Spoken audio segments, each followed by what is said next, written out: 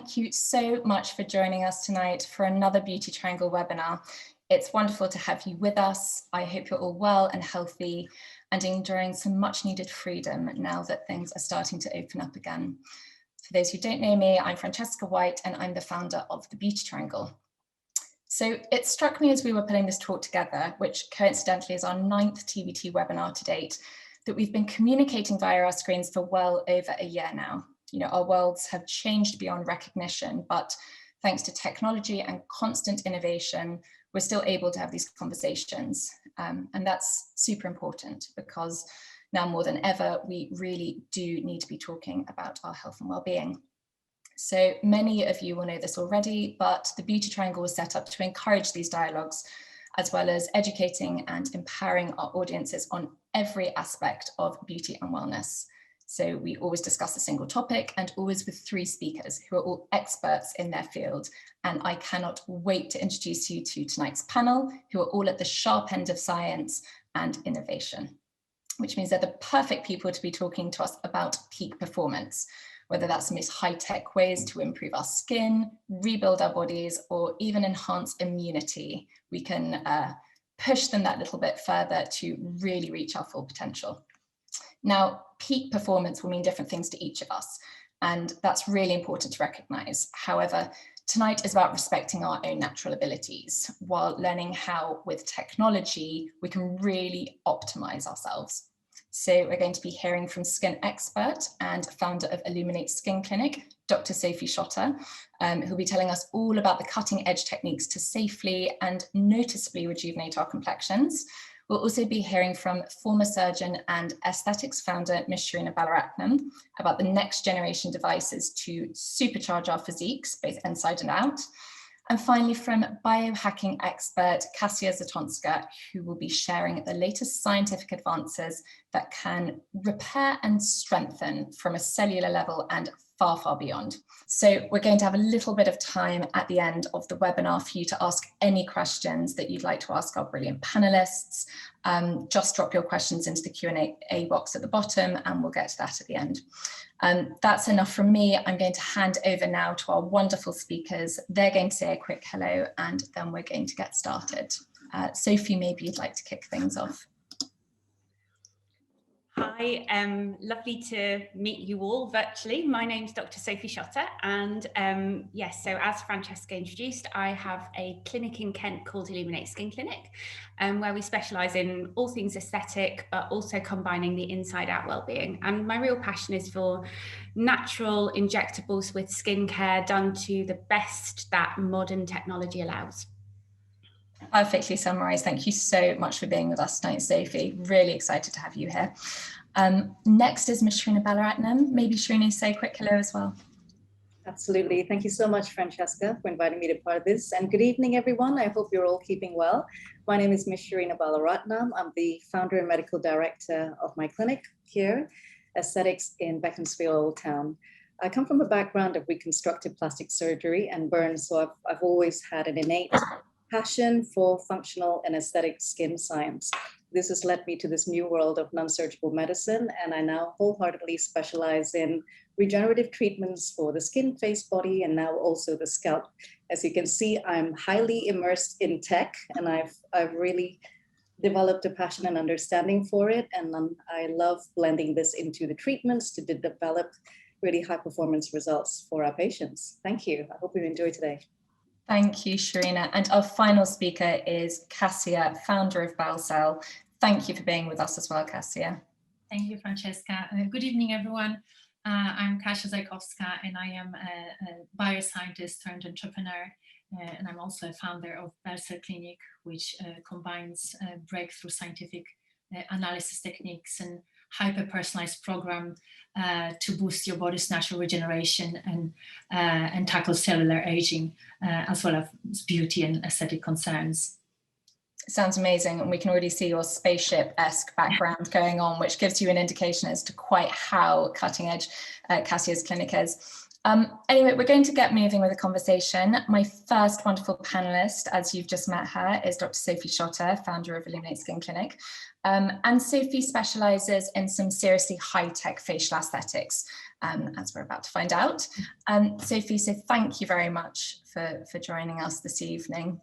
Thank you for having me. No, cool. So we often talk about what's new in the aesthetic industry, and as many of us know, it's not always a brand new treatment, but more often an intelligent combination of treatments or technology that really gets everyone talking. So which treatments are you most excited about right now that are really going to supercharge our skin? So, I mean, that's one of the things I've always loved about aesthetics. It's so fast paced. There's always something developing, something changing. There's innovation.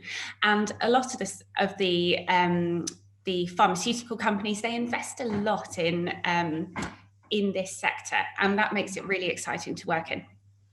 But absolutely, for me, it isn't always about what is. I'm actually often not the first adopter of a new injectable or a new treatment. I like to watch a little bit.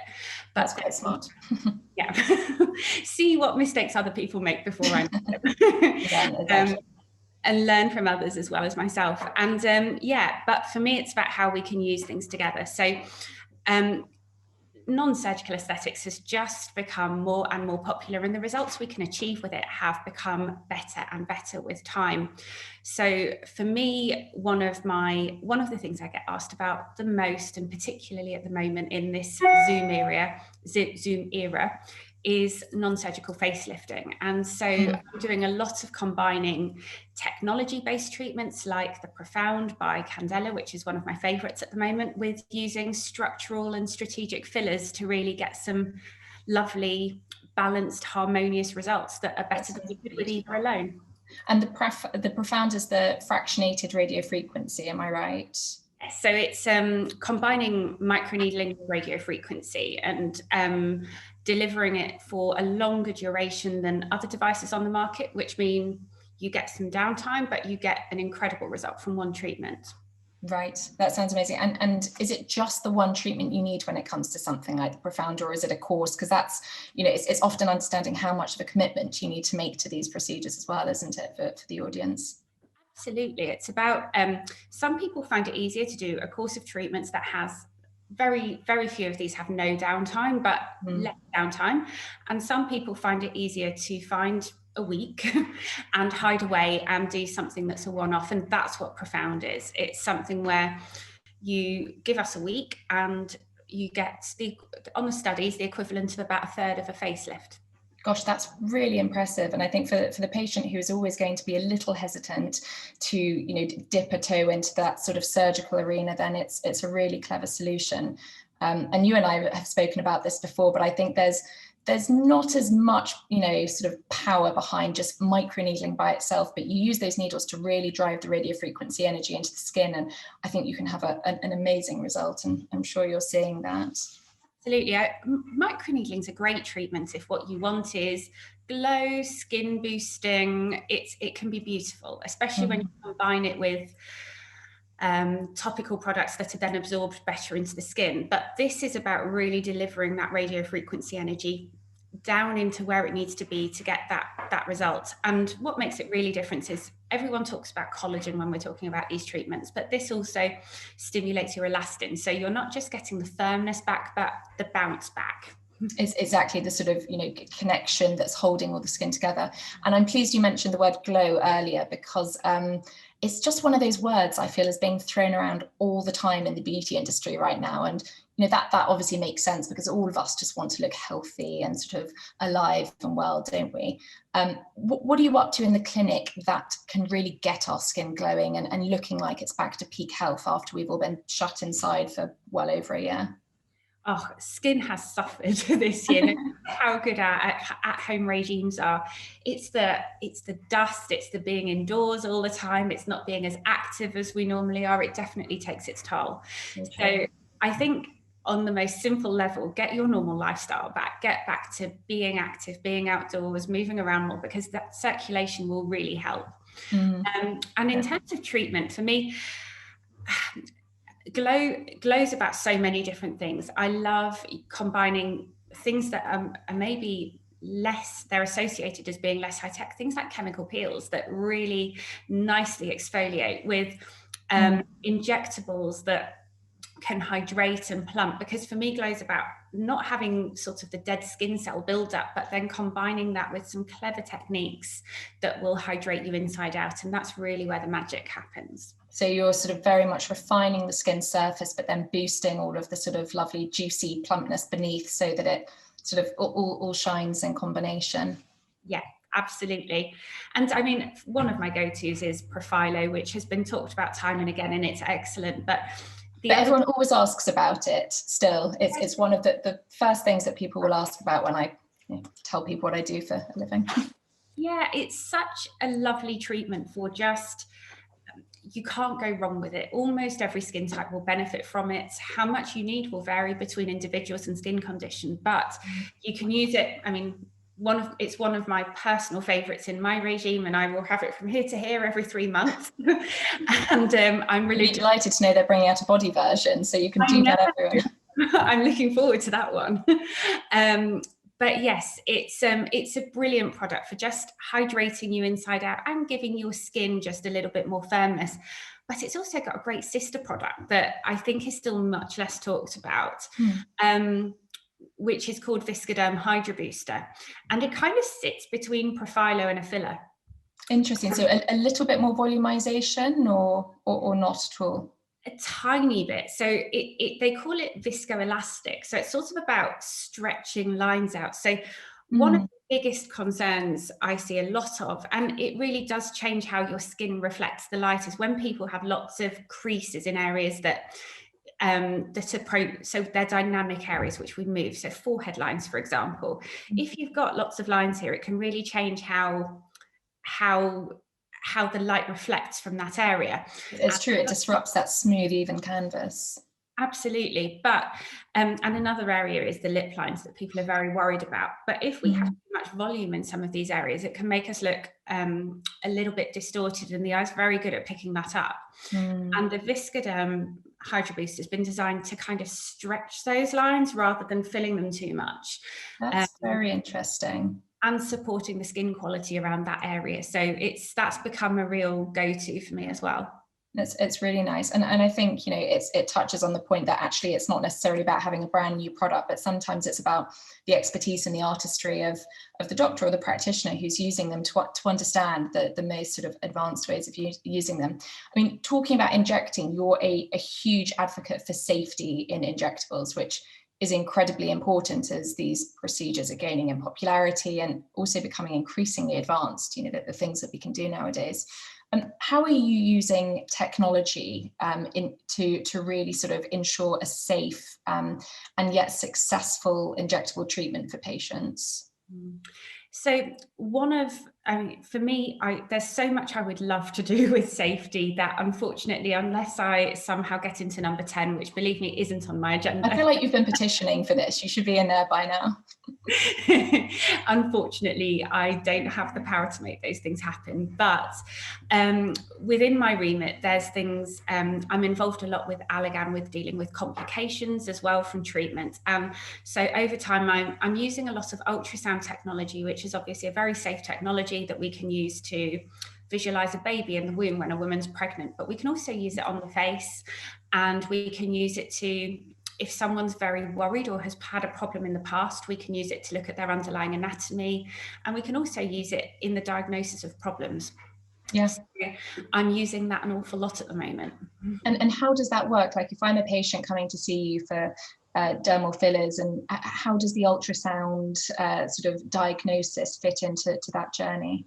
So in most patients, it's not something, if someone's healthy and never had any problems and is not particularly anxious, then it's not something we have to reach for. But for example, I've had patients who they've got unusual blood vessel anomalies beneath the surface that they know they have, and they'd like the results that fillers, for example, can achieve, but they're very worried about them for understandable reasons. And with the ultrasound, we can have a look what's going on beneath the surface. And I can have a better understanding of then if it's possible to safely treat them and how to do it. That's very clever. So it doesn't add a huge amount to the treatment. It's sort of a little handheld device, is it, that you would sort of quickly scan over the skin, see what you're looking at, and then be able to make an informed decision? Completely non-invasive, completely pain-free tiny bit bigger than my phone, but not by much. And it's possible to inject in real time. So I have injected filler with it if I've wanted, mainly to, if again, sometimes when people are very anxious, it can be a nice kind of reassuring and hand-holding technique. It can be really interesting from a medical perspective to do. Definitely. But also used it a lot in people who've had a lot of problems from injectables over a period of time. And that is one issue in the UK is regulation of the aesthetic sector. And I'm sure Sherina sees the same. From time to time, we do see people who have had problems, and it's really nice and rewarding to be able to give them quite definitive solutions. Yeah, that's so true. Such an important aspect of what you do. I mean, on the subject of safety, what are the things that we need to be really hyper aware of now when it comes to injectables, considering, you know, more and more of us are now lining up to get vaccines, but we're also getting back into the clinics and we're starting our Botox and our fillers all over again? It's something that's been talked about a lot, and there's actually a lot of my patients are asking about it, which is really good. It's something that we actually all be aware of. If we're having dermal fillers, it's not even just about the COVID vaccine, it's about any vaccine. So when you have a filler placed, it's something that's foreign to you, and your immune system can at any point, if it's woken up by something, go, oh, I don't recognize that, and cause some swelling or a reaction. Yeah. And that can happen, for example, if you get a stomach bug or flu. In many cases, it resolves itself completely without intervention. But of course, it can be a bit disconcerting, and that can happen if you have any vaccine, flu vaccine, COVID vaccine. But at this moment in time, more of us are having vaccines within a short space of time than ever before. Yeah. And so my advice is generally to leave 2 weeks on either side of your COVID vaccine. So plan, and that's for dermal filler treatments. With Botox, it's not a concern. You're completely fine to have Botox treatments. It's only with the dermal fillers. And things like the Profilo and the Viscoderm Hydra Booster, would that be okay to have, or? So the Profilo, I don't have a concern about doing. Viscoderm, I would probably still delay by a couple of weeks on either side. And it's just about careful planning and being aware that, again, when you go to a reputable practitioner, a reputable clinic, if you have any worries or concerns, we're on the phone to help. And, you know, this can happen even if you've had fillers 3 years ago. Doesn't mean you shouldn't be having fillers. It's just an understanding that this can happen, and we're here to help if it does. And it's probably also I don't want to say a positive thing to experience, but I suppose it does show that your immune system in your body is waking up, and it recognizes that there's something foreign in it, and it's doing its job. So if nothing else, you've got a good immune system at the end of the day. I would say so far to date, from all of, I've not had any of my patients have a problem after the COVID vaccine, but I have advised on a couple of cases. So it is out there, but it's nowhere near as common as people imagine it is. It's still the majority. And as we're talking about swelling, you've also got a very high-tech toy, which I love to always hear about, that helps to eliminate pain, but also downtime following injectable treatment, doesn't it? So using virtual reality. So a lot of you might have seen these kind of space age goggles, and people talk about them for gaming. But I heard that they were being used in America, particularly to help, for example, partly with children having vaccines and decreasing anxiety, and also in pain medicine. So there's a lot of research showing that immersing yourself in different environments can reduce your experience of pain. And so I just thought, right, I'm just going to buy one and have a play. And I did. And I actually, the first person I treated was my receptionist. So one of the most uncomfortable procedures we do is lip augmentation. So anything around the mouth. And my receptionist in particular, she finds it really painful. She'll spend an hour beforehand putting layers of cream on. And I just sprung it on her. I said, no cream, come on in now. And I mean, the video we filmed of it at the end, my face is shocked because of how, I mean, she felt nothing. She sat up and she said, I don't even know what you just did to me. Very disconcerting, sort of, the experience, because I think I tried it with you just before the first lockdown, and I can certainly attest to how you are incredibly distracted by the treatment that's at hand because of these lovely images sort of floating past your eyes, and you're being told to deep breathe, and there's nice music, and it's like being in a spa with exactly. a syringe on your face. I mean, I would say I tried it having a treatment myself, and I didn't feel nothing, but what I felt didn't bother me. And the other thing I then noticed, I sort of noticed when I reflected back, is that actually the bleeding was less. So not that, you know, none of the treatments we do are you bleeding heavily, but especially around the lips are pink because they have a rich blood supply. So it's common that when we inject around them, there's little pricks of blood. There was absolutely nothing. And I thought, oh, so again, I believe that people's blood pressure is kept lower during a treatment, and therefore that their bleeding and subsequently their bruising risk is lower. That's incredible, because that's one of the biggest barriers to any of these treatments, isn't it? The downtime. And look, we can all sort of hide away at home vaguely at the moment and behind face masks and whatever, but you know, we won't be in that world forever. And anything that you can do to put the patient at ease, that they won't have swelling and bruising and bleeding and all sorts, is a great thing. Speaking of virtual, I mean, I certainly think a lot of patients have found the online consultations really helpful in maintaining their skin over lockdowns. I know you've obviously been doing a lot of the virtual stuff yourself, but what do you think of the future when it comes to virtual? I mean, is there a way that we can use these consultations via a screen, not just to keep our skin in check, but also to really push it to that sort of peak performance level?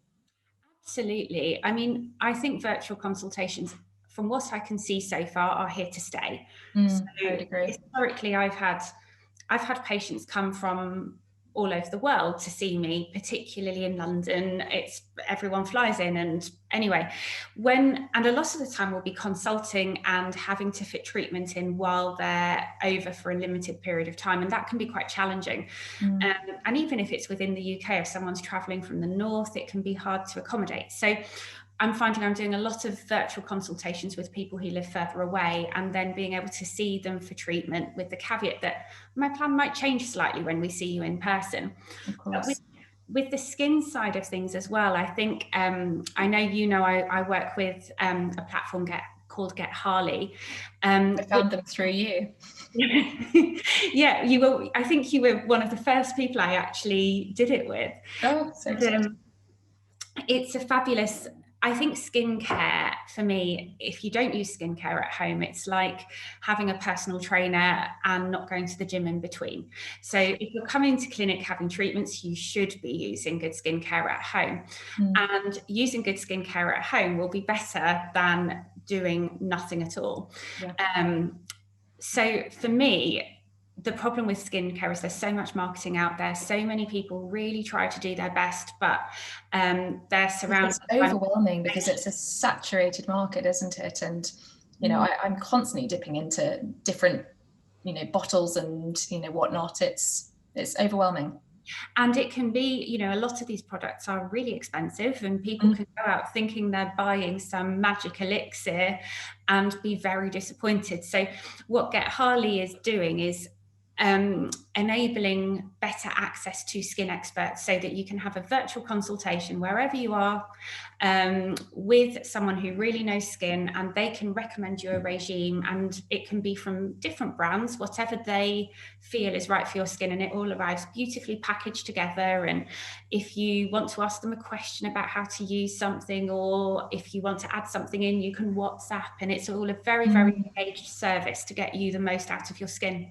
Yeah, it's a very sort of modern user experience, and I think, you know, you just touched upon getting information from genuine practitioners as well, and I think that's exactly, you know, if we're going to have these channels of communication which make people very accessible, then you do just need to be mindful that you're getting the very best advice from genuine sort of experts, which Get Harley definitely does, which is wonderful. And you spoke about skincare a lot just then, and you know, I can't let us finish our conversation without you telling us exactly what it is that you're loving at the moment, what you think we can be using to really get our skin shiny and gleaming for, you know, June the 21st, whenever summer officially hits. I mean, you know how much I love skincare. I'm a proper skincare geek. I guess the newest range that I've been loving is a brand called Revision Skincare, which is brand new to the UK, but one of the biggest cosmeceutical lines in the US, and they've got some incredible products. I mean, their neck cream is the best thing I've tried for necks. It's amazing. That's really interesting. So you're maybe the profound and then the neck cream on top. Exactly, and it's actually a neck cream that not just sort of improves the skin, but also helps to slightly melt some of the fat layer. So you can wow, that's amazing. Cool sculpting, all of these sorts of treatments that work really nicely around here. This kind of goes hand in hand with. And for somebody who doesn't want to have the fat dissolving injections, or I'm sure it's, you know, a very subtle fat melting effect. We're not all suddenly going to have swan-like necks, but still. No.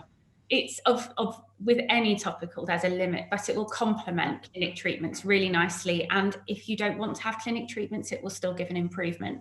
So that brand, actually, there's nothing I've tried of theirs that I'm not loving, but that's I need to get my hands on some. My favorites.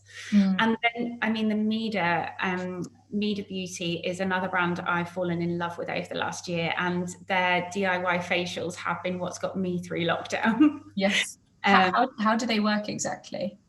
So there are different sets for different skin concerns. There's a brilliant one for rosacea. There's a great one if you feel like you've got lines and wrinkles but don't want to try Botox. If you're in or can't have Botox because or just can't get into the clinic right now, maybe because you are out of town or whatnot.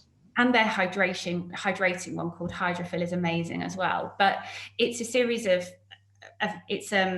all comes in perfectly packaged little tiny amounts that you it's the perfect amount for a single face use, and it's got the series of products in the correct order together with a concentrate to use in between, and you use it for 5 weeks consecutively, and each facial you'll notice an improvement, but after the set of 5 the result is sustained. So for example, the Botox like one will last about 6 to 9 months.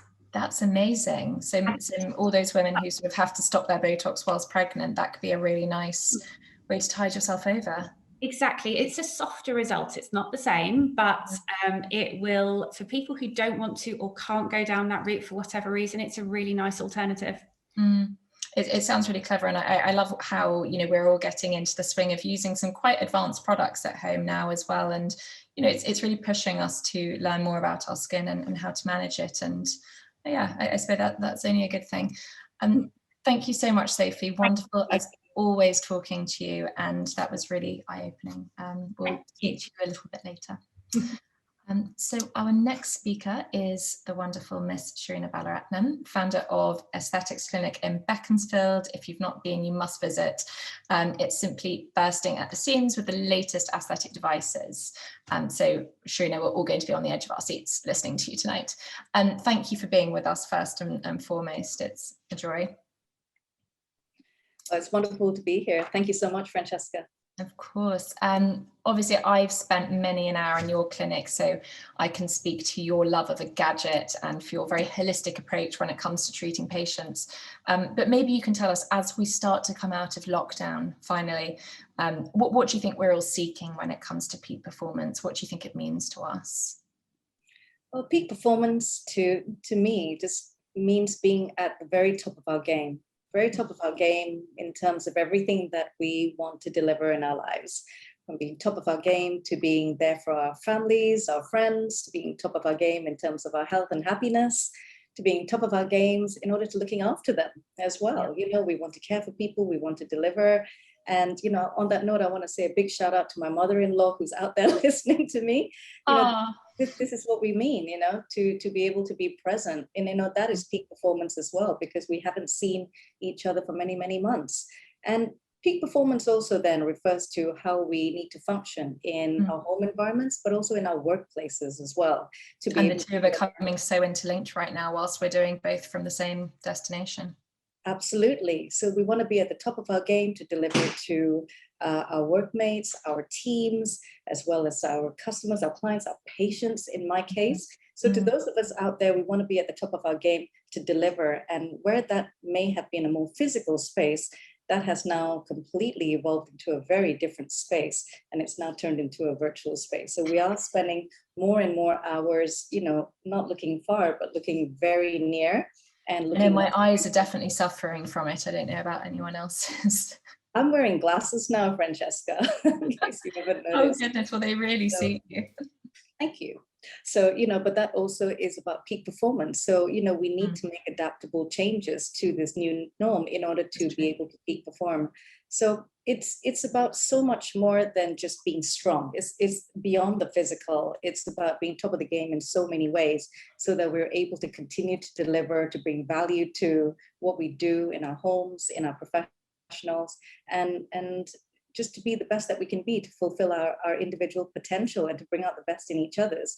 Yeah. So when I think about what peak performance means to not just our patients, I think of myself, and I put myself out there because I'm a patient in my own practice. And, yes, I do become a patient in pretty much everything that I have here. I'm sure you want to try everything, so you know what the results you're going to get from it for your patients. Absolutely. So very similar to Dr. Sophie, and I'm sure Kasia as well, we experience things within ourselves, and we use our topicals and technologies and our treatments. Dr. Sophie's nodding. And so therefore we're able to relate to our patients how this is going to benefit everybody, how this is going to add value. But next I think about where it all stems. Peak performance is beyond just the physical, it's beyond the six-pack and the abs, which I will come to in a second. It's really about, in the last year, what the mental effect it has also brought to us. I'm glad you said mental, actually, because I think the mental health is a huge thing that's going to come up actually tonight. Huge. And it's not about a negative thing, it's actually just being real and saying, hey, I'm still peak performing, I'm still at the top, I feel I'm at the top of my game, I'm still there. But for a lot of patients presenting, when I ask them what their performance levels are, 0 to 10, I ask them to score themselves on a stress level, performance level, whatever that word they want to be. And because they're coming in really confident, very positive, very calm, etc. But let's break it down. And they're performing at about an 8 or 9 out of 10 for the last year. And that's not normal, but it has become the norm. Okay. So when we break it down even further, a lot has changed, a lot have evolved. A lot of patients haven't been on a holiday for a long time. They haven't stopped. They're homeschooling for 5.5 months. They're working really hard. So, the way that we have aged in the last year and are aging, that peak performance is still there, but the aging pattern is changing. So we're sort of being worn down by that, whilst also sort of feeling like we have to maintain these sort of levels of performance, exactly as you said. So we're still up here, there's 7 or 8 or 9 out of 10, but there's all these other triggers, which, 10 years ago, the triggers of accelerated aging used to be alcohol consumption, cigarette smoking, UV, things like that. Whereas now a lot has evolved and changed. It's things like stress or performance levels, sleep. A lot of patients now, even 6 months ago to now, they're just not sleeping as well, waking up consistently at very interesting times. A lot more patients are becoming sedentary as well. So that's the other S word, because they're doing a lot more Zooms. They're not walking around desk hopping or catching trains into London, etc. So everyone's becoming a lot more quiet in themselves. And so there's lack of mobilization going on. And what are we going to do? We're not going to walk around. So we're just going to grab things and we're going to eat. So sugar consumption has gone up and weight gain has become an issue as well. But what does this all mean long term? It means a little bit of emotional burnout at the end of it. And psychologically, patients might feel that, I'm done, I'm done. But the truth of the matter is they're not done, because the end is in sight now, fabulous vaccine. There is that light at the end of the tunnel, and I feel like we're all sort of moving towards it. So peak performance to me is, what can we do, understanding everything that's going on? And very similar to Dr. Sophie, virtual consultations have revolutionized everything that we've done within our speciality. And I feel that we do it very well now. So we are able to listen, we're able to understand, learn so much more. So we can treatment plan with the patient, together with them, and actually create a very nice, very idealistic, very realistic bespoke treatment plan. But the type of treatments that I have now introduced into my practice over the last 6 months has also evolved to meet everything that I've mentioned before, the slowing down, the sedentariness, the metabolism slowing down. So for me, and I've learned so much, as you know, Francesca, over the last 5 years about how energy comes into the systems. And for me, it's about just waking it all up again. Resetting it all, giving ourselves that clean slate. Absolutely. Rebooting, resetting, peak performance. Let's shake it all up again and take it from there. So that's what peak performance means to me. And sorry to interrupt.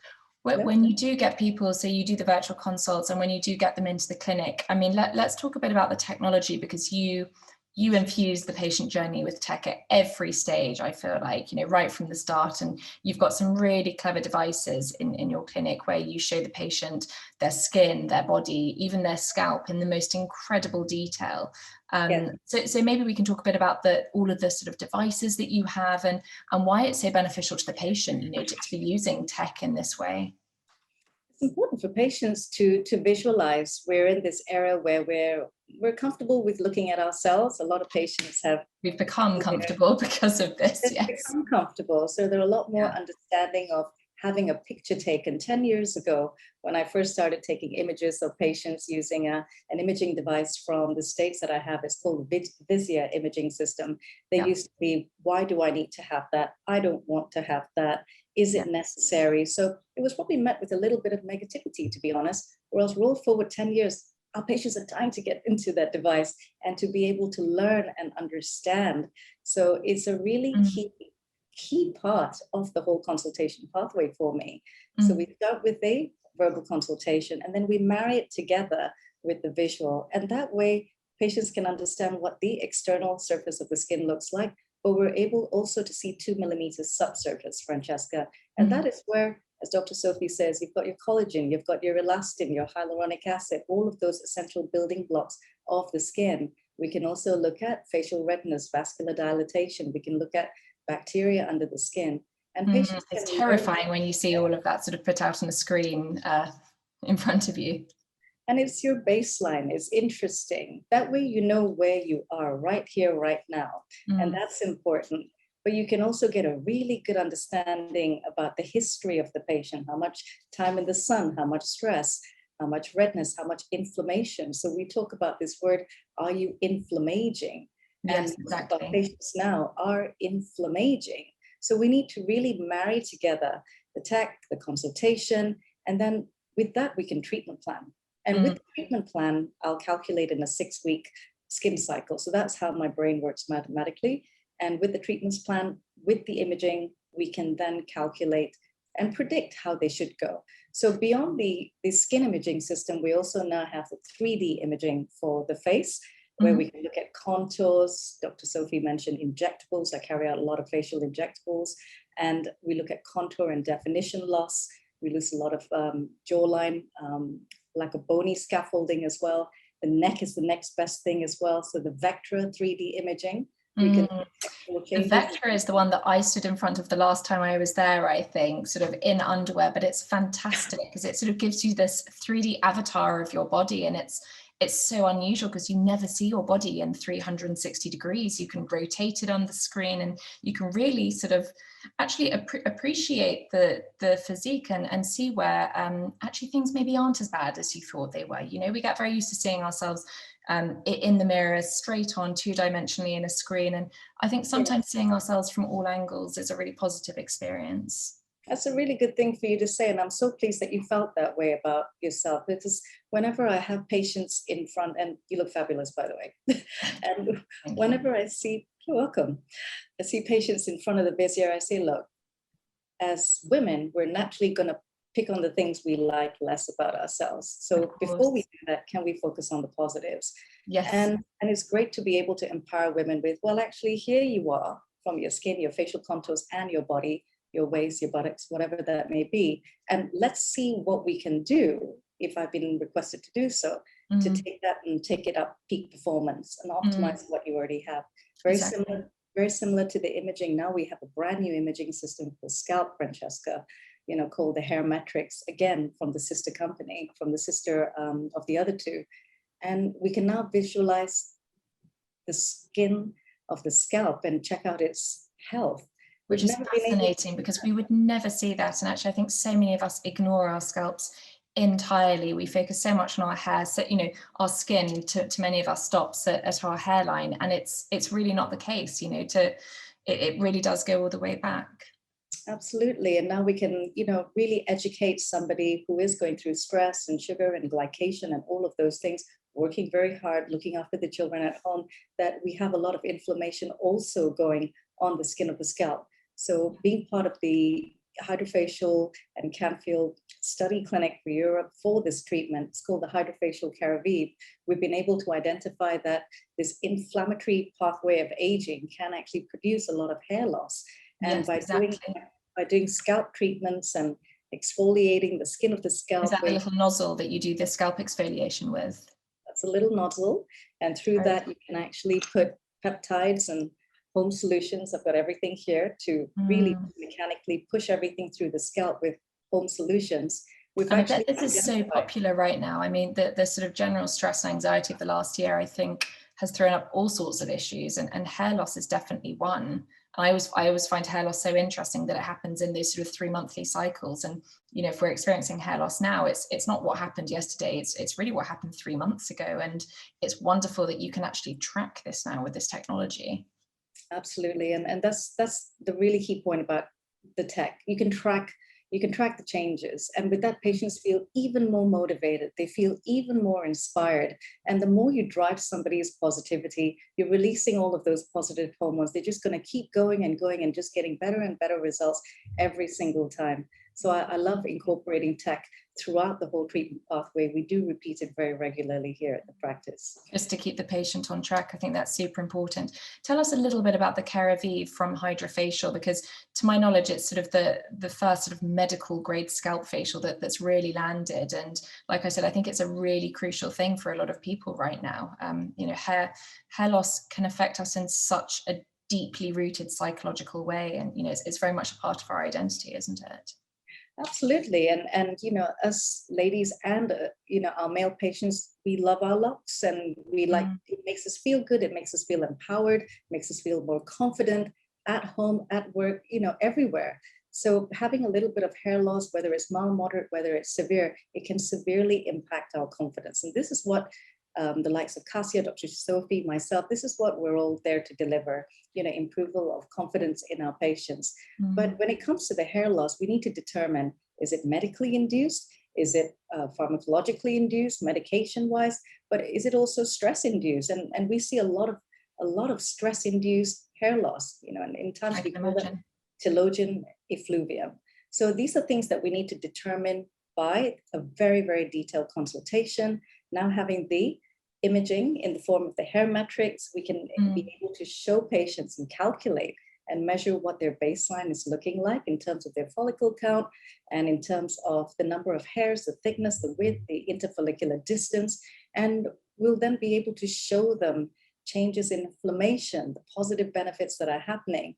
And having now had 4 treatments myself and seen extremely positive changes in areas where I was becoming conscious about, we have trialed and tested this, and our patients have seen better results now compared to 1 year ago when hydrofacial Caravive first came out. So I think that's amazing. Key thing for this, Francesca, is time. Give things time. You can't grow collagen overnight. You can't grow elastin overnight. You can't grow hair overnight, but you need time to unleash the potential. And so the Caravive is 4 sessions. How often are you doing these treatments? So Caravive is designed as 3 treatments, all carried out a month apart. So you've got 3 treatments in 90 days. It consists of 3 parts. So the first part includes I've got my hydrofacial back there, as you can see it lighting up the room. Lighting up my room every single day. So the first part is the exfoliation phase, which is the in-clinic procedure. So during the in-clinic procedure, we're essentially giving you a salicylic acid wash.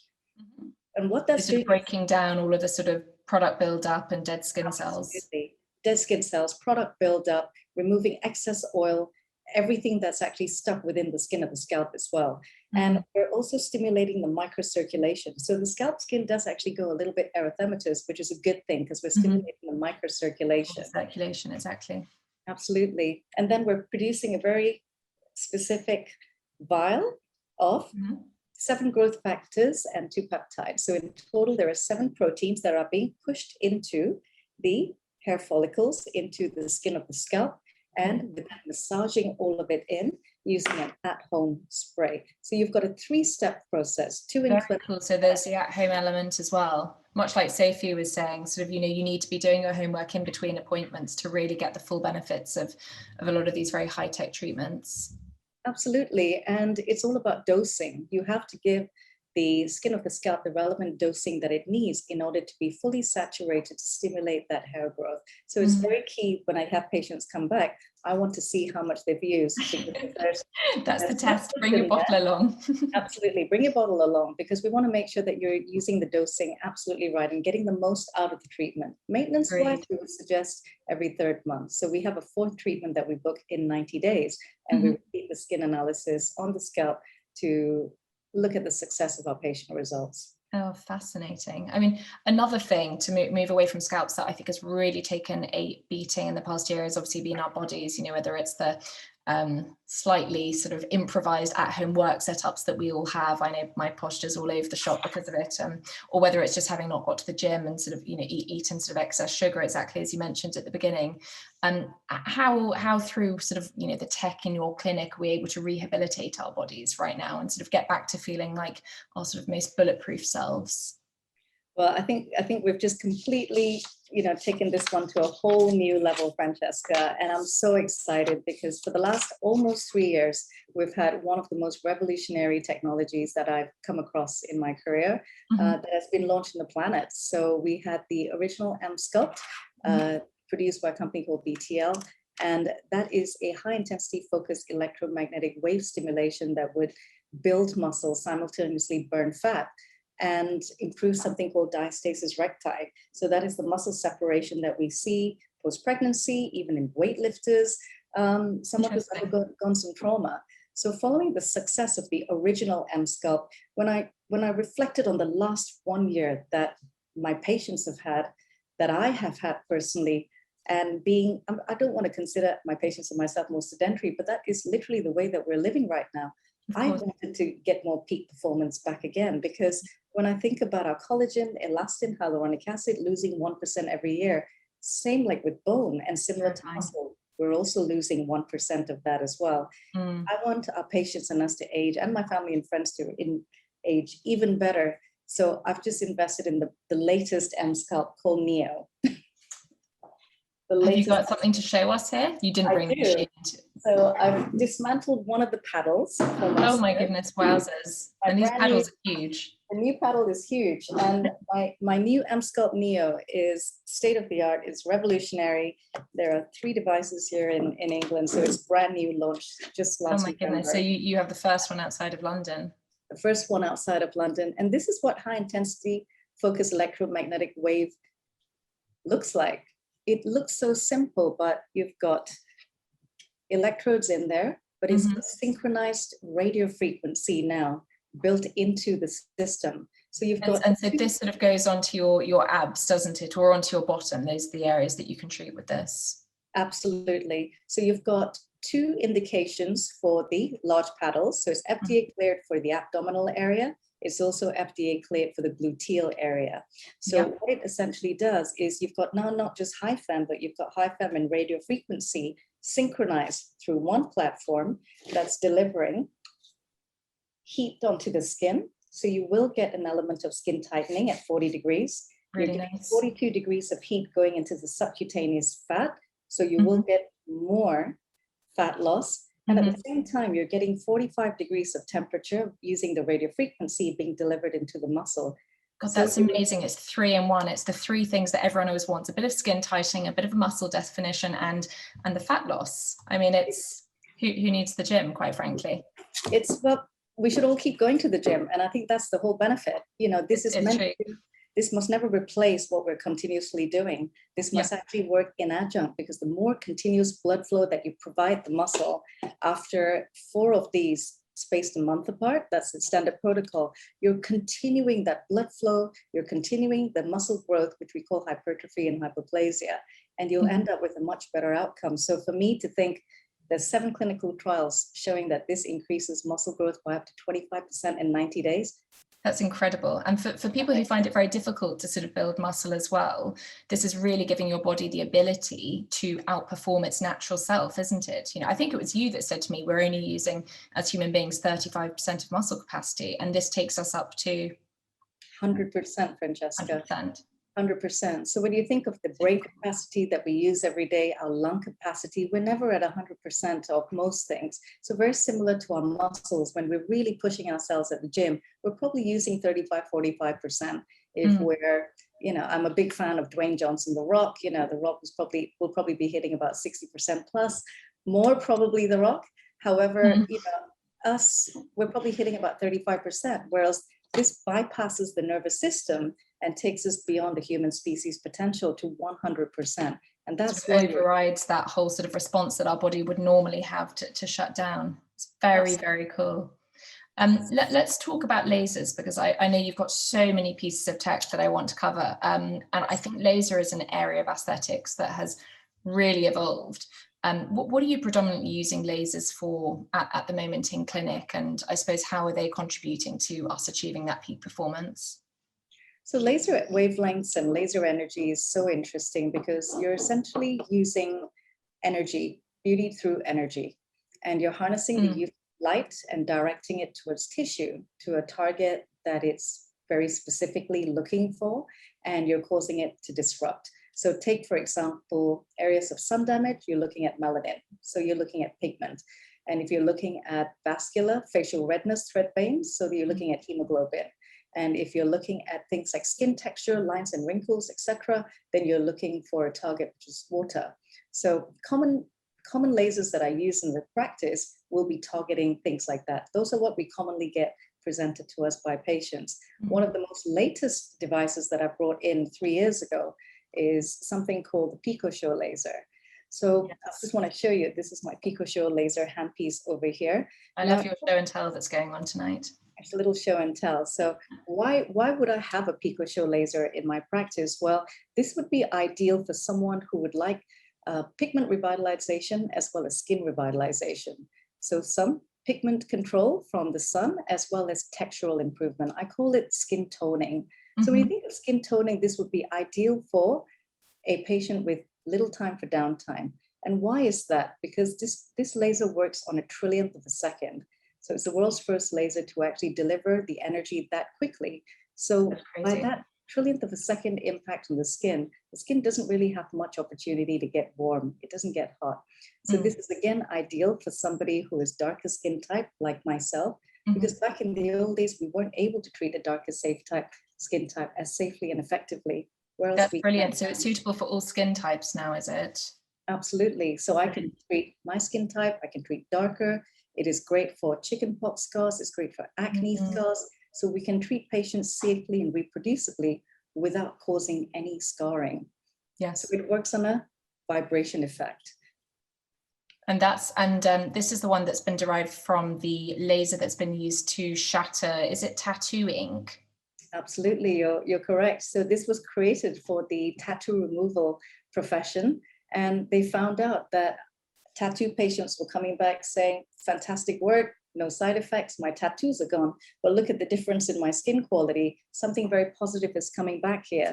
So when they did the investigations even further, they realized that cell signaling was being stimulated as a positive side effect of the pure mechanical impact of the laser onto the skin. So most things that have come into the aesthetic space have come as byproducts of something else. In order it's so true. Skin revitalization. I think it's like Emsculpt Neo, that was originally developed by physiotherapists, wasn't it? And we're sort of taking this tech and we're just reapplying it in a sort of more aesthetic realm. I mean, actually, so much of the technology that you're using in clinics is also creeping its way into our homes as well. You know, whether we're talking about LED masks or even sort of the at-home radio frequency devices. I know you've got lots of really cool at-home devices that you're sort of championing. What are the things that you think can really keep us in peak condition between appointments, or if we can't get into the clinic at the moment? Well, our main one at the moment, Francesca, has to be our Saluma device. And I know you've heard about this because I've mentioned this to you in the past. But I've seen it on your Instagram. Saluma has been revolutionary for us. So hang on, let me see if I can switch this on for you. Here we go. So what Saluma does is, you know how I feel about LED light therapy. I did my master's on this in 2005 back at UCL. And what LED does is it's a photomodulation of the skin, and it's there to reawaken the cells again. So I have 3 wavelengths here, blue, red, and near infrared. They're clinically proven. So this particular system is 9 FDA cleared, 3 for aesthetics and 6 for pain management as well. I'll come to that in a second. So when I think about how maskne had affected our skin last year, I had a lot of patients presenting with lower face symptoms, cystic acne, pustular acne, and they just couldn't get to us to have treatments regularly because of our lockdown. So having a home system like this, which is not only flexible, but shape taking. So this is something— So you can actually get it to hold its shape, sort of put it over your face, for example. Absolutely. You can get it, and you can get it to wrap around your face. That's great. So it could treat maskne. The red mode, which is also pulsed, as you can see, the red mode is there to stimulate collagen formation. So with our patients who wanted positive aging, healthy aging, I never use the word anti-aging benefits, they got a regenerative benefit from this. You could also shape take it into your face with your neck in this direction. So where patients were experiencing things like tech neck, which we're doing a lot of that with lateral lines on the neck, this is absolutely beneficial for that. But most importantly as well, you can see that the light is pulsing. Can you identify? Yes, it's ever so slightly sort of vibrating, isn't it? That's right. So what does that mean? Pulsing means that you're actually delivering just the exact amount of energy into the mitochondria of the cells. So where we're like the batteries of the body, basically. You're waking up the batteries of the body, exactly, Francesca. So where we're getting quieter, where we're becoming a little bit more sedentary, whether it's the skin on the face, whether it's the muscles of the body, whether it's the collagen on the face. I love the fact that Dr. Sophie mentioned microneedling with radiofrequency. I love that we deliver a lot of it. In fact, there's a tip that, we use in the clinic. We all have our toys that we love and our devices that we love and believe in. And so all of these are meant to just reawaken so that we can just wake up, reset, go towards the future, because this is much more about longevity medicine. It's regenerative and longevity medicine because we are meant and designed now to last longer than we have been predicted before. They're all things that are optimizing us in the here and now, but the intention and the hope is that actually that will continue, long down the line, and we'll all sort of stay looking and feeling bulletproof for far longer. Absolutely. Amazing. Well, thank you so much, Sherina. That was a whirlwind tour of everything that I know you have going on, and I really appreciate the show and tell, and I'm sure everyone else watching does as well. So thank you for your amazing input tonight. Thank you for the opportunity, Francesca. And finally, our last speaker, Kasia Zajkowska. I hope I'm saying that correctly, Kasia. Kasia is, as I sort of mentioned earlier, founder of the biohacking clinic Bell Cell in Mayfair, which, as you can see from her super cool blue background, is genuinely one of the most futuristic clinics I've ever stepped foot in. So Kasia, thank you for being here with us tonight. I really appreciate it. As a bit of a biohacking expert and scientist, which biological factors would you say contribute to us feeling our most optimal? Before we answer the question, we need to know what we understand as our performance and our goals and performance. Is it in sports, in life, or in business? That's true. I think the idea is to identify your goals and construct a process that work towards achieving that goal. And the key to success is to focus on the process. Yes. Don't focus on the result, focus on the process, and that process will get you to the result. That's true, because I think we all have very unique goals. As exactly as Sherina said, peak performance means so many different things to all of us. Exactly. So what are the biological factors that contribute to that performance? Basically, they include the genetic and epigenetic predispositions and other biological factors such as hormone functionality, metabolic functionality, heart health, as well as age. With age, our performance declines, and this is to do with the slow accumulation of cellular damage and due to decreasing ability to repair it. Yeah, but the body sort of just slowly giving way, and the mitochondria sort of obviously slowing down, and the collagen's going, and it's all a bit scary. Yeah. So is there a way we can improve it or reverse it? Mm. Yes and no. But the key is to introduce lifestyle modifications early in our life. And one of the ways hormesis. I'm not sure how familiar with hormesis, but it is a principle in which low doses of stressors that are normally toxic instead strengthen our body and make That's it more resistant to higher doses of the same stressors. So it's almost the same concept as a vaccine, sort of delivering a tiny amount to the body to enable it to fight it when it then comes around. Exactly. So basically, it's what doesn't kill you makes you stronger, and the dose makes the poison. Yes, that's clever. Exercise and calorie restrictions are for example, examples of hormesis. And so things like intermittent fasting, for example, because we say that sort of resets the body, because the body sort of goes into this, autophagy, this cell death experience when it doesn't get the right amount of calories. It's all about pushing our bodies naturally to regenerate themselves. Exactly. There was also autophagy is a very interesting concept. It's basically a process of self-renewal and self-regeneration in our bodies. And Japanese biologists have been awarded a Nobel Prize for research on that concept.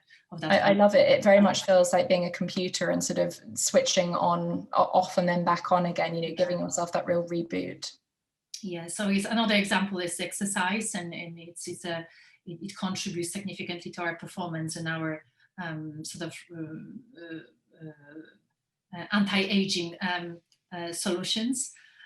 Why is it important? Because it basically it's an application of stress on our body. Yes. For years we thought that, and it is still true, that exercise improves health because it increases blood flow to our organs. That is true, but what's even more important is what's happening on a cellular level. Those who exercise have more efficient cellular metabolic processes and functions. Exercise raises NAD levels. NAD is an essential compound in energy production and regulation of critical cellular processes. Wow. Exercises also reduces your metabolism and allows to switch on the autophagy mechanism, which is basically allowing the older cells to be removed and the newer cells to be produced.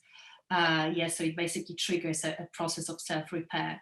Very cool. But it also releases endorphins, and I think that's one of the things that sort of hooks so many of us on exercise. And as both of our speakers sort of mentioned previously, that the impact of mental health means that that's a really important factor to take into consideration. Absolutely. I think we all need that a little bit more every day, given the circumstances that we're just sort of coming out of.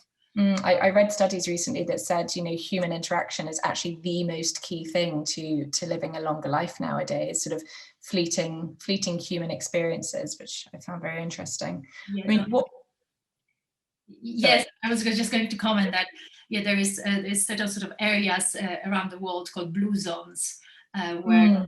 so true. You look like you're in one now. So those are the areas where people live the longest. There is Okinawa in Japan, there is Costa Rica, there is Sardinia and Italy, and a few other places. And basically the key to longevity that was identified was calorie restriction and interaction with other people. That's true. And actually you think about the social communities that exist in those sort of places as well. And you have many sort of families all living under one roof. You have entire villages that have real communities, and it's a really important component of health and longevity. Yes. And happiness. I mean, how do we best determine performance as human beings? I mean, what do we consider the best measure of physical performance today? I think if I was to summarize, I would just say that achieving your goal would be a best measure of performance. However, there is no really one marker. There are many of them, and a great example of that is a legend of the 6 blind men and an elephant. 6 blind men and an elephant. Yeah, so the story goes that there was an elephant in the room, and there were 6 blind men in the room, and they were all asked to describe how the elephant looks. And the first blind man goes and touches the trunk, and he says, it's like a snake. The second blind man touches the leg, and it says it's like a tree. The third blind man touches the ear, and it says it's like a fan, and so on and so on. So the moral of the story is that in order to measure the best performance, you need to have all pieces of the puzzle. And to build a bigger picture, and that's why then the diagnostic sort of testing that you obviously do at Bellcell sort of becomes so important. Yes, that sort of diagnostic bioanalysis is the key component of every program, because we are all different. One size doesn't fit all, and it's all about identifying the right solutions for yourself. Your considerations, your genetics, your predispositions, and your lifestyle, and your goals. There is many ways to basically collect all the pieces of the puzzle, and it's basically your blood data, which is dynamic, and it's changing over with time, depending on your lifestyle, on your nutrition, on your stress. Your DNA, is you can't hide it. Your blood will give the game away and show exactly what's going on, and that's so clever, because that then enables you to build very personalized sort of blueprints for all of your patients at the clinic, obviously, and help them to achieve their very unique goals. Yeah, and then there's your metabolism, which measures the sort of your the rate at which your body burns calories and uses oxygen during rest or during different activities. Yes. Your microbiome, which is a very hot topic at the moment. And that's all the sort of healthy bacteria in the gut. Yes, it basically provides information about the various functions of your bacteria, which have various sort of responsibilities. Your food intolerances, which sort of identifies how you react to certain foods and different food groups. And 3D body scans and body composition analysis, which sort of identifies your kind of fat, muscle, water composition, as well as your sort of posture and and sort of overall physique, I suppose. Yes, exactly. And do most patients, data sort of contributes a little bit to the sort of whole puzzle, and it's very important to have a snapshot of different components to be able to understand and measure. I mean, it seems like far more than even a snapshot. I mean, do most patients come in and do all of those diagnostic tests with you before they embark upon treatments? They would do sort of a number of different tests from different categories. So in order to sort of achieve your goal and improve your kind of performance, you would want to understand different elements that contribute to that. And so maybe you're not going to do all the sort of blood tests, but you will be able to, you would need to do a certain number of them to be able to have enough data to understand at what point in life you are and sort of what is your current state of health and wellness. Well, I'm sure a lot of the patients rather that you're seeing at the moment must be there for very topical reasons. You know, obviously coming out of hopefully an era of COVID, people are still, and I'm sure maybe even a lot of people listening tonight have suffered sort of from all of the physical effects of COVID, and also a lot of the long-term effects that we're sort of learning more and more about. I mean, how do you think, as the sort of longevity expert that you are, that COVID is going to really impact us and our general health and well-being into the future? I think COVID has already impacted us as individuals and us as population on so many levels. Agreed. The immune response associated with COVID is very complex, and most people who are infected have a sort of very successful immune response, which results in few, if any, symptoms. However, there is a proportion of population that has severe response and severe side effects. I think what may happen with time is that we will be able to use genetics and other biomarkers to be able to identify those who effectively are more at risk of COVID rather than less at risk of COVID. Exactly. And also, I think there should be and will be more research and more focus on that to truly identify factors and biomarkers that contribute to those severe cases. So that we can almost predict where it's going to affect us and then be more mindful of it at least. Yes, what really effectively sort of empowers the fear behind the virus is its randomness. Agreed, yes, exactly. What is... it seems to disprove a lot of the things that we expect. You know, for example, people who feel that they're vulnerable and have compromised health actually have experienced COVID and maybe they didn't suffer that badly. Whereas some people who are young and fit and healthy have had COVID and they've been absolutely floored by it. And it doesn't seem that there's necessarily always an answer. Yes, but I think if we will have tools to sort of take away that randomness, we will have more tools to kind of prevent and then manage, those sort of more severe cases. Yeah. But I also think COVID sort of pandemic has brought onto us is more sort of awareness about our health. Yeah, absolutely. We are much more aware about our mortality and how much we look after our health and how strong we are to be able to survive a bad case or extremely bad case of COVID. It sort of brings to the forefront of people's minds the need to look after themselves a little bit more. I agree, and I think hopefully prioritise our sort of ongoing health and wellness well into the future is going to be a very positive outcome, as is our sort of increasing awareness of the importance of our mental health as well, and how we can protect ourselves in that way. Yeah, but we are noticing that we are coming out of lockdown, and we see sort of two ways people have used their time. Yes, there are those who are coming out of lockdown and realize that they have gained a few pounds and they now need a new program to help them sort of get back in shape.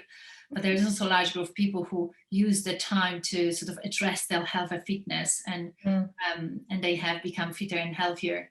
So I feel like we fell into two camps a little bit. Society has jumped in two different ways.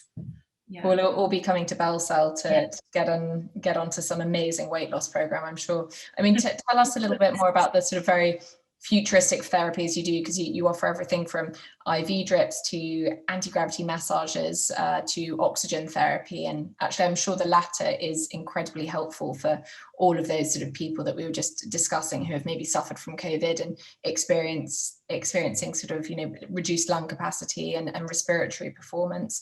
How is the oxygen therapy working?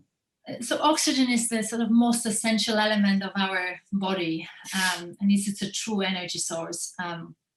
It comprises about 70% of our body, and it's the sort of the major component of energy generation. It produces energy to sort of it sort of converts the energy, helps convert the energy from foods that we eat, and then it's used to sort of power the functionality of our cells, of our mitochondria, our organs, brains. Everything is basically reliant on oxygen.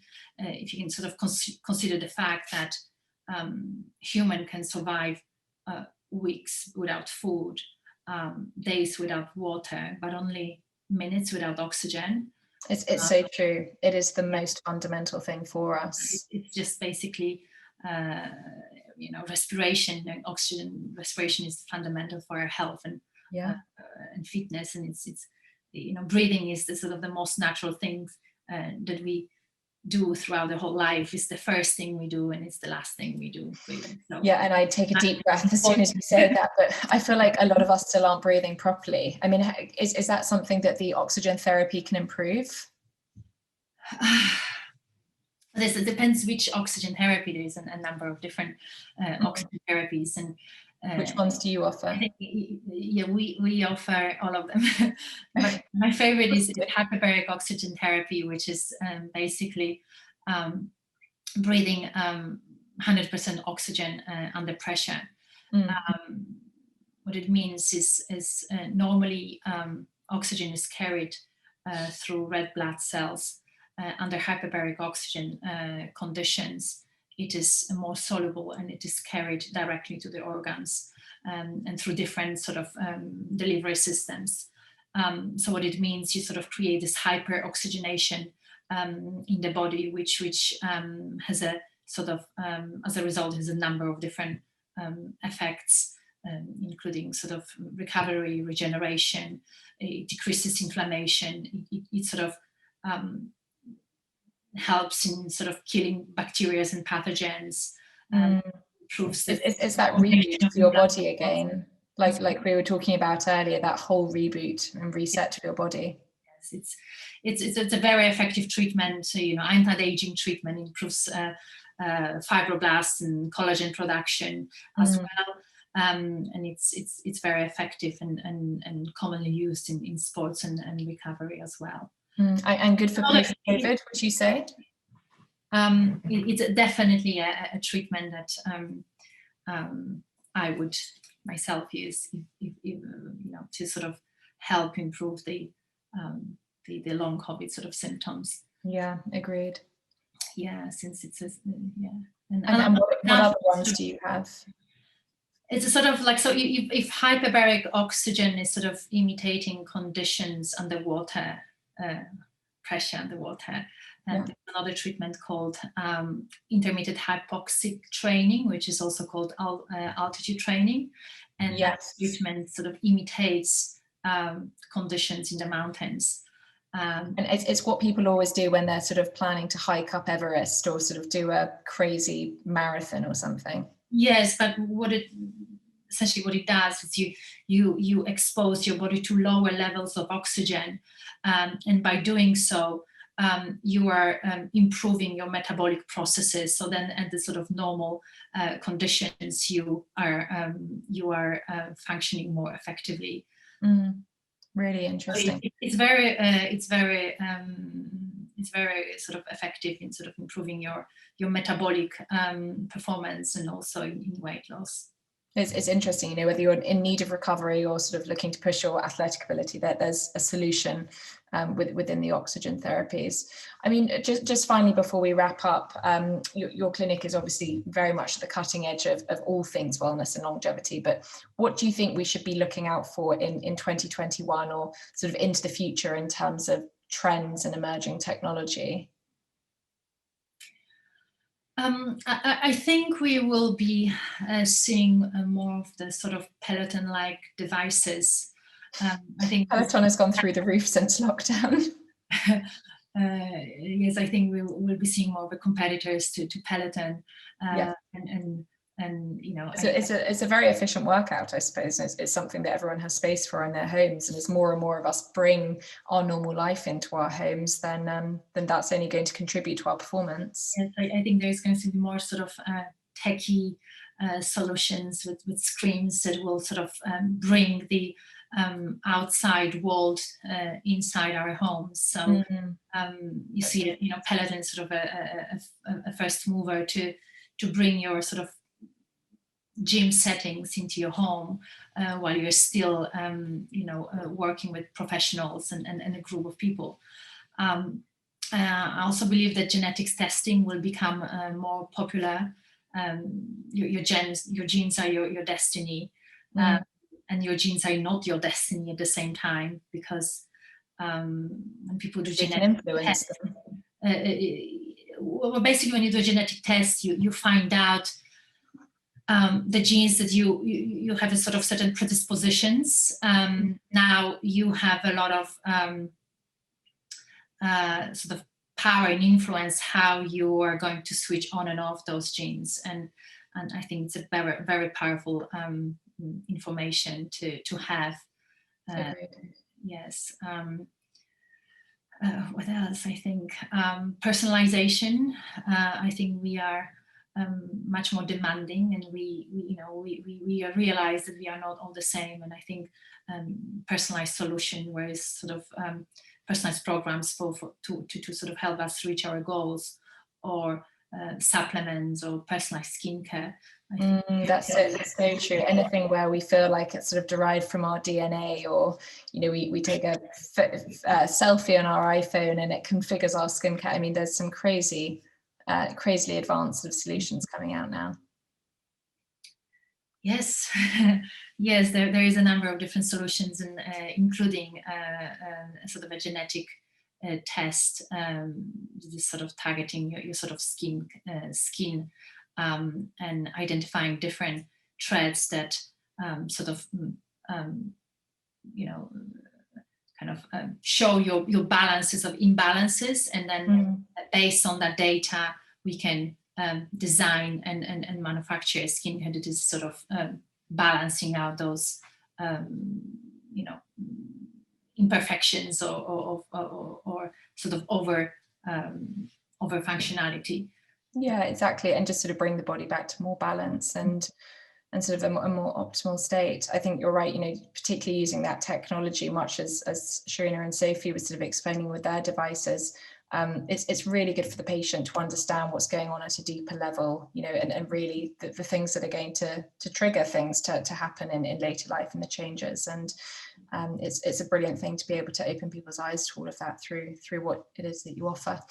Kasia, thank you so much for joining us tonight. That was really riveting, and I'm desperate to come into the clinic and try all of those amazing therapies that you spoke about in the tests. So thank you for being here tonight. Thank you for having me. Thank you. Not at all. So that brings us to the end of tonight's discussion, and I need to just start by saying a huge thank you to our amazing speakers. I mean, my head is literally spinning with all of the innovation and ideas that have cropped up over the past hour. And it's really interesting, actually, because I think when we first started to plan this sort of whole peak performance discussion, it came about very much as something from the past year that we've all had. How can we rebuild and feel more resilient going forwards? But actually, I think it's thrown up the point that a lot of these technologies that we're becoming reliant upon now are being driven by social trends, and the way that our sort of post-COVID world is really taking shape.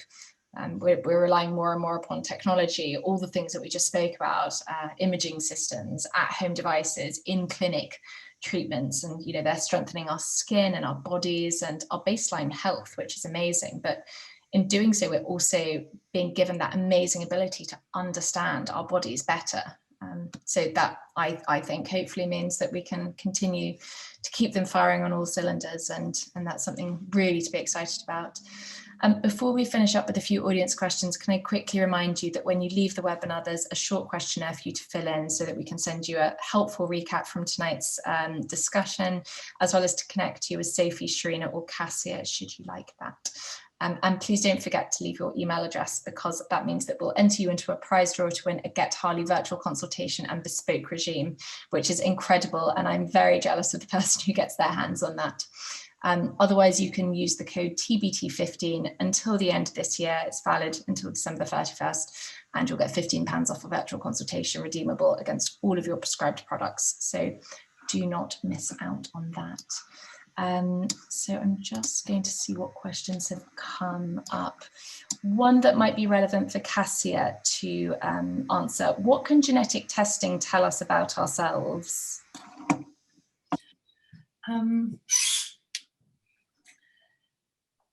Genetic testing, is basically our genetics tell us everything about ourselves. Now, at this point, we don't have all the tools to understand all that information that is coded in our genome. But depending on what you're trying to find out, we have a number of different sort of tests and analysis that would have a focus on performance, on skin, on weight loss, on nutrition, your sort of general health and your general predispositions. So, it's basically identifying and understanding your strengths and your weaknesses, and then working with the strengths and sort of avoiding the weaknesses. And that applies to nutrition, to exercise, to your sort of everyday routine, skincare routine, as well as sort of having information about your potentially predispositions to certain diseases, and then reverse engineering the lifestyle not to trigger those I call them sort of angry dogs, so they don't wake up and then don't bite. Very, very interesting. Thank you. One for Sophie, going back to your profound treatment, Sophie, what is the downtime with it, and how long until you would see the results? So as with anything that's about stimulation, it's not immediate. So you initially will have a week or thereabouts where you go through some swelling, some bruising. From 6 weeks onwards, you'll see results. So some people start seeing something then. At 3 months, I'd expect a good change, and that will get even better up to a year. Okay, wonderful. And we said that this isn't something that you would have to repeat, but I don't know that how does that sort of work long term? When would you normally, I know you haven't been doing this for very long even, but when would you normally see somebody to come back for their next sort of installment? So the experience from the US is 2 to 3 years. So it's got good longevity. Great. Brilliant. Question for Sherina. Is it safe to have the Emsculpt Neo treatment following a C-section? This was a few years ago, no major problems since. Great question. So it's absolutely suitable as long as you're about 6 months post C-section, because you want to wait for all of the scar tissue to have nicely healed, ensure there's no post-scar complications, etc. So yeah, I would generally wait 6 months to be safe. And that's also great, because you were talking about it sort of really repairing the diastasis recti, where the is that correct, sort of where the muscles split apart. Absolutely. So with the natural wear and tear, the rectus muscle, which is our six-pack muscle that comes from here and attaches to the pubic bone, it might naturally splay. And that's called the diastasis recti, just a natural weakening of the muscle as well. So we normally get muscle recoil, but it might never be the same again. And that also will come with natural aging patterns. So this will be a treatment, as Kasia mentioned, she's doing postural investigations as well in her practice. I find that so interesting to measure how the posture is going to improve or change over time. And you and I spoke about this, Francesca, these kind of technologies where we might lose and slouch, develop that little bit of lumbar lordosis as we naturally age. So with this type of Emsculpt Neo technology, we can actually just strengthen that rectus abdominis, tighten the diastasis recti, and actually improve our overall posture as we continue to age. And that's what I'm really focusing on moving forwards as well. Because as you and I know, as we see patients get older, we naturally develop curvatures of the spine. And that's so true. We're designed to last longer, and I don't want this to happen to either myself or my family or my patients too quickly. So why don't we keep ourselves as strong as and empowered and to withstand the test of time as much as we functionally can with our mobilization? Yeah, that's a great answer. And I've heard such amazing stories from people who've even had the Emsculpt, not even the Neo, and they've had it on the core, and back pain has significantly reduced. So it's really sort of doing the 360, isn't it? There's another question for Kasia that's just come up. How many questions of the hyperbaric oxygen therapy should you have, Kasia? I think minimum 6 every 2 or 3 days. It's always better to concentrate the treatment over a shorter period of time as opposed to have it once a week. So I would say 6 to 12 would be a good start, and then we can take it from there. I guess also very much bespoke to the individual and probably sort of the goals that they're trying to achieve. Yes, definitely. But you wouldn't probably see much of a result for under 6 treatments. And how long does each session of the hyperbaric oxygen last, or do you get to determine that yourself? It's between 60 and 90 minutes. Oh, wow. Okay, cool. Yeah, so there was actually an Israeli study that came out recently, which proved for the first time how hyperbaric oxygen therapy reverses age, and the marker to identify the sort of age reversal was telomeres, the length of telomeres, which basically tell us the sort of our kind of metabolic age that we are in. And the protocol was 3 times a week, 2 hours for 3 months. Very, very cool. I would love to try that. It sounds like a very futuristic device. Looking forward to seeing you soon. I know, exactly. Now that things are opening up and I'm getting back out there, I will do. Sophie, can vaccines cause dermal filler to swell in the future following vaccination? I found in the past that pregnancy caused filler to swell beneath my eyes and in my cheeks. So yes, swelling, I have noticed this in people who've had filler, even though it's relatively subtle. When you're pregnant, you tend to retain water anyway. And so filler is effectively a sponge that's going to hold moisture. So a little bit of slight swelling in the lips and the under eyes, they're the most delicate areas we inject, so people can be aware of it. But having had the vaccine doesn't make that more likely to happen if you fall pregnant later down the line. And having the vaccine now and filler in 6 months won't be a problem. It's more to do with, for safety reasons, the timing between the vaccine and the actual treatment. But in principle, if you've ever had filler and you have any type of vaccine, you could have a swelling type reaction. And that's why it's so important to be in medical hands for these sorts of treatments, because we're there to support you through that and to treat it if needed. So true. It's the most important point, isn't it? Just go to a reputable practitioner, because they will know how to deal with these things if they crop up. None of us can ever say that anything is risk-free. We'd be lying to you, but we're here to minimize those risks wherever possible, and then to manage any problems that do crop up. Brilliant. Thank you, Sophie.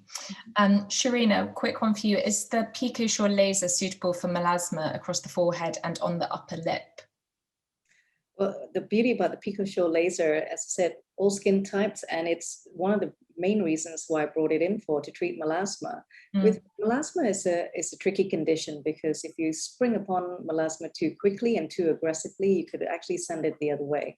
So I'm very big on detailed consultation, really finding out more about the history behind when it first happened, how it came about, you know, your full medical history, any medication history, allergies, you know, all of the things that might know the full package. You have to find out how and when and why the melasma came about in the first place. And then, very similar to Kasia, diagnostics, you know, doing an imaging and actually identifying what layers are influenced by the melasma. And then that way you've got your baseline. Yes, you're absolutely right. The PicoSure is my laser of choice for that. But that said as well, I do pre-treat all of my patients with melasma with skincare. Skin conditioning is a really common pathway of what I do here. So all of my patients are on a skin conditioning pathway before they're presented to laser. That way I've minimized my absolute chance of developing things like post-treatment hyperpigmentation.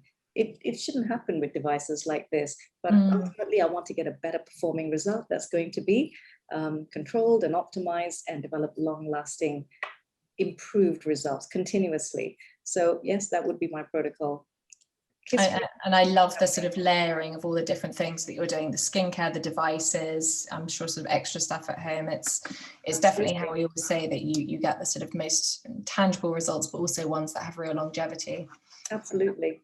I think this is our last question for Kasia. Kasia, what would you suggest for increasing energy to impact everything from physical, mental, and emotional resilience? Quite a question there for you. Again, I'll have to say hyperbaric oxygen therapy. There's a theme going on here. Okay, wonderful. This is actually something that it's one of my favorite therapies and treatments, and it's very effective in sort of overall anti-aging, regeneration, performance, recovery. Amazing. Well, everyone knows where Kasia is, Bell Cell, Mayfair, hyperbaric oxygen, go and find her. Right, everyone, that I think is it for tonight. We've kept you a little bit of time, but obviously there was so much excitement to talk about, so much innovation. And as I said, these three ladies are definitely the people who we wanted to hear it from. So a final thank you to our brilliant beauty triangle for all of your amazing advice and inspiration. And I'm sure I speak for everyone when I say it's really encouraged me to think about what peak performance means, from the physical to the emotional, mental, and sort of far beyond. To everyone in our audience, a huge thank you as always for joining us. It's been such a pleasure to have you here with us. And I really hope that you found tonight helpful and inspiring. We'd love to obviously see you again at our webinars, hopefully some in-person events very soon. Just keep an eye on our website, thebeautytriangle.com, or on our Instagram page. We'll get all of the updates there. Really hope to see you soon. Thank you, everyone. Thank you so much, everybody. Thank you. Yeah. Stay well. Do your research. Thanks again, everybody. Enjoy the rest of your evening, and we will see you next time. Stay safe. Bye.